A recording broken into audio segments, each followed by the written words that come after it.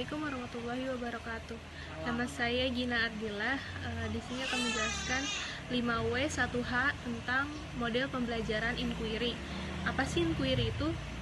Inquiry merupakan pertanyaan atau penyelidikan. Menurut Sanjaya, pembelajaran inquiry adalah rangkaian kegiatan pembelajaran yang menekankan pada proses berpikir secara kritis dan analitis untuk mencari dan menemukan sendiri jawaban dari suatu masalah yang dipertanyakan. Jadi di sini tuh peserta didik dituntut untuk berpikir kritis tentang apa nih yang lagi dibahas di dalam kelas gitu. Selanjutnya itu 5W1H-nya yaitu ada where, di mana model pembelajaran inquiry diterapkan. Model pembelajaran inquiry sendiri diterapkan di sekolah, baik sekolah alam maupun sekolah umum biasa. Selanjutnya ada when.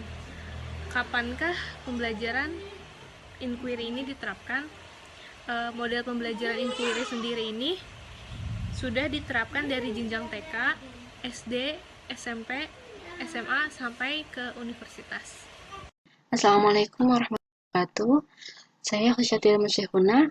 Selanjutnya saya akan menerangkan mengenai mengapa pembelajaran ini diterapkan. Menurut Ambarsari dan kawan-kawan tahun 2013, pembelajaran bukan hanya bertujuan untuk menyampaikan mata pelajaran, tetapi juga untuk menekankan bagaimana mengajak siswa untuk menemukan dan membangun pengetahuannya sendiri, sehingga siswa dapat mengembangkan life skill-nya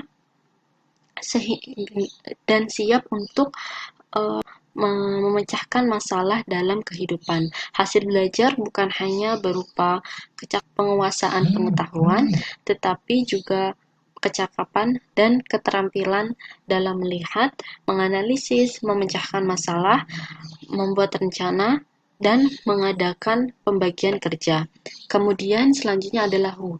Berpusat kepada siapakah pembelajaran ini? Pembelajaran ini berpusat kepada siswa dan guru berperan sebagai fasilitator dan motivator. Kemudian how. Bagaimana pembelajaran ini dilaksanakan atau diterapkan? Yang pertama adalah observasi dan pengamatan terhadap fenomena. Yang kedua adalah mengajukan pertanyaan terkait fenomena tersebut, dan yang ketiga adalah mengajukan pernyataan atau hipotesis terkait fenomena tersebut.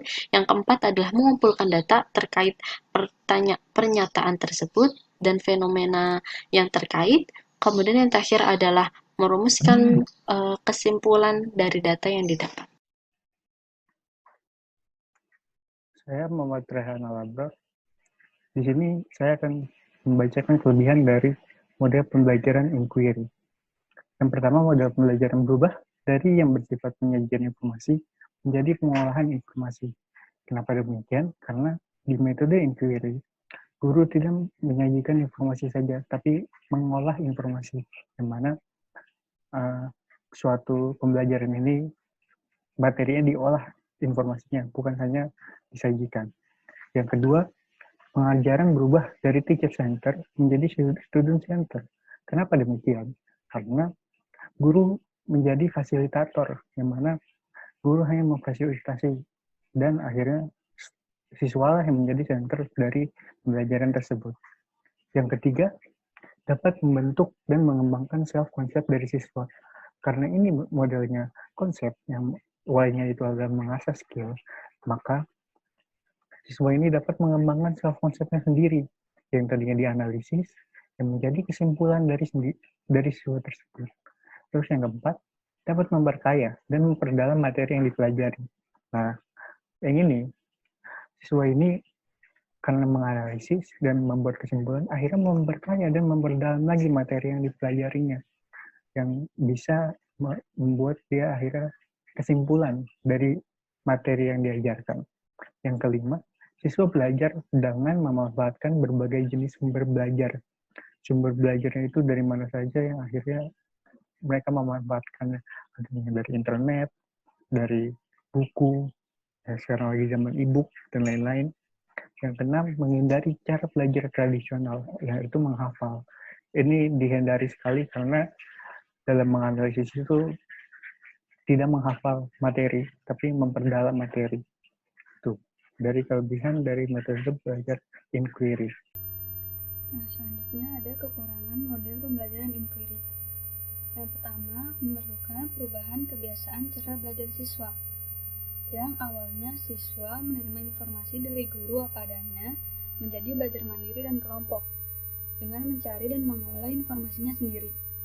Yang kedua, guru dituntut mengubah kemasan belajar. Nah, di sini guru yang umumnya sebagai penyaji informasi menjadi fasilitator dan motivator, dan juga pembimbing siswa dalam belajar. Yang ketiga, dalam pelaksanaannya memerlukan sumber belajar dan fasilitas yang memadai yang tidak selalu tersedia. Nah, metode ini dalam pelaksanaannya memerlukan penyediaan berbagai sumber belajar dan fasilitas yang memadai yang tidak selalu tersedia. Contohnya, seperti fasilitas laboratorium. Banyak sekolah-sekolah yang belum memiliki fasilitas tersebut untuk menunjang proses pembelajaran inquiry. Yang keempat, tidak efisien khususnya untuk mengajar siswa dalam jumlah besar, sedangkan guru terbatas. Nah, cara belajar siswa dalam metode ini menuntut bimbingan guru yang lebih baik, seperti pada waktu siswa melakukan penyelidikan atau penelitian. Dalam kondisi siswa banyak dan guru terbatas, akhirnya metode ini sulit terlaksana dengan baik.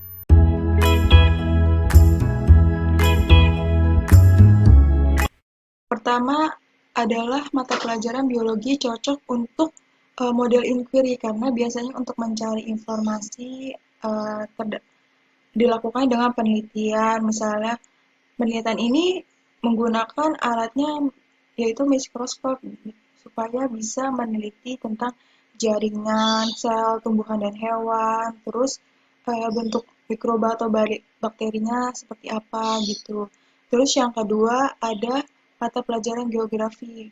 Nah, mata pelajaran geografi ini kan kayak bagaimana menjelaskan kondisi fisik lingkungan yang berkaitan dengan kehidupan manusia.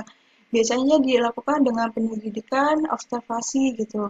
Misalnya alatnya itu seperti kayak atlas, terus juga bisa kompas gitu. Untuk mendapatkan informasi dibutuhkannya media ini. Terusnya yang ketiga itu ada sosiologi. Nah, sosiologi ini kayak perilaku sosial yang berhubungan dengan manusia gitu. Nah, di sini biasanya sih seorang guru untuk melatih siswa dalam mendapatkan informasi diberikan kasus tentang masalah-masalah sosial yang ada di masyarakat. Setelah itu siswa analisis dan juga ditunjang dengan teori-teori yang ada di dalam buku pelajaran sosiologi tersebut.